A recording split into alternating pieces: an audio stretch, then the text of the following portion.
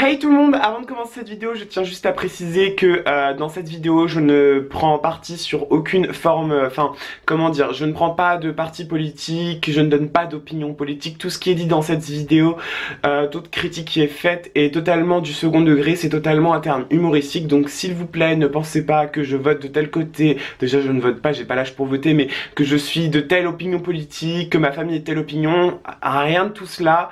Voilà, il n'y a pas de message politique dans cette vidéo, il y a juste un message de compréhension pour expliquer en fait aux gens qu'il faut tout simplement dans la vie s'ouvrir aux autres et à tout type d'opinion, tout type d'origine, tout type de choses en fait, et que c'est voilà, c'est contraire à en fait un peu à ce qui va être dit, enfin bref, vous allez comprendre. Mais voilà, ne prenez pas au sérieux en mode ouais Pedro t'es de gauche, ouais Pedro t'es de droite, non, il n'y a rien de tout ça. Voilà, bonne vidéo.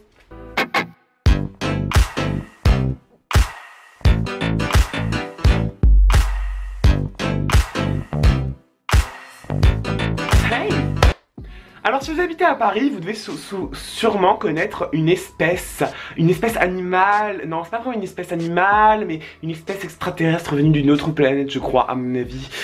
Les bobos parisiens, oui. Déjà vous connaissez de base les nombreux stéréotypes qu'il y a sur les Parisiens, entre les bourgeois du 16e, les normaux, les nombreuses catégories de classe populaire, etc. etc. Ah là là.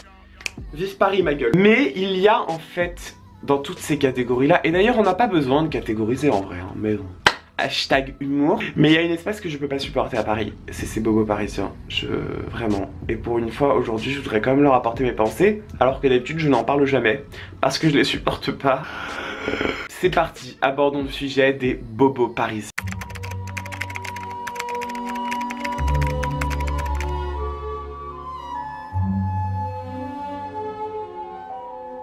Alors, le bobo en politique. Tout d'abord, le bobo a forgé son opinion de père en fils.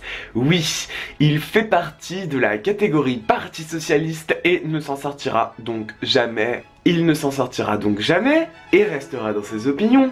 Mais en vrai, on sait que le gars, ou la meuf, hein, connaît rien en politique.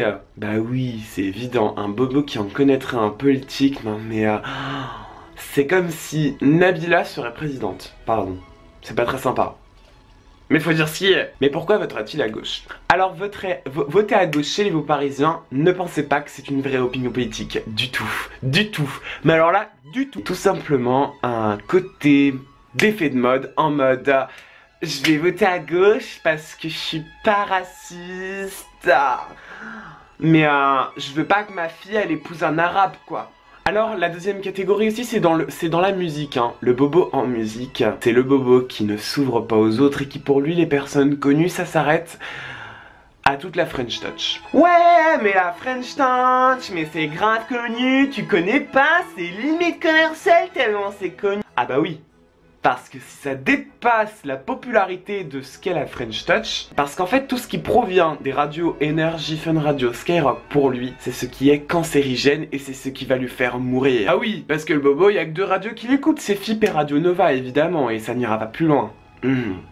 Ah là là, putain frère, j'ai envie de te dire, t'as le droit d'avoir, t'écoutes ce que tu veux, parce que chacun écoute ce que tu veux. Mais ouvre-toi aux autres. Ouvre-toi aux autres s'il te plaît. Le bobo en bouffe. Oh, alors là, quel spécimen. C'est genre...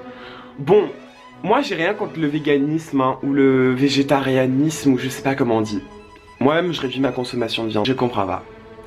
Les bobos, qu'est-ce que vous avez sur... C'est très stéréotype hein, mais qu'est-ce que vous avez sur la nourriture sans gluten? En fait, quand je vois les bobos, c'est tout bête, hein, mais j'ai l'impression de voir ça. Salut, c'est Charlotte Léonie. Pour ceux qui me connaissent pas, ben tant pis.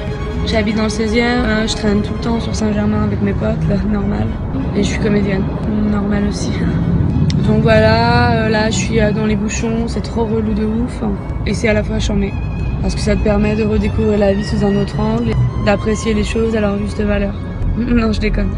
Là actuellement j'ai 3 castings qui arrivent pour 3 réalisateurs hyper connus. Pang Peng, c'est un réalisateur cambodgien qui est super, qui est merveilleux, qui a encore rien fait mais qui est super. Il y a aussi Bradley Jones qui sort un film au cinéma et qui se jouera au théâtre. Et en dernier, il y a Irkebakeburger. C'est un flamand qui écrit des livres. Et je vais jouer dedans. Son livre, bien sûr. Essayez de comprendre au lieu de trop réfléchir. C'est lourd. Bref, donc voilà, vous avez fait ma connaissance. Ouh, super cool. On est trop ravis. Et vive les riches. Salut. Bref, c'est la fin de cette vidéo, j'espère qu'elle vous a plu. N'hésitez pas donc à la liker, à partager, commenter, tout ce que vous voulez. Évidemment, tout ça était à prendre au second degré, c'est très stéréotype, c'est cliché, tout le monde n'est pas comme ça. Mais j'ai juste un message à faire passer dans cette vidéo. Ouvrez-vous à tout le monde. Ouvrez-vous à toute classe, ouvrez-vous à tout ça. Et arrêtons de placer les gens dans des cases.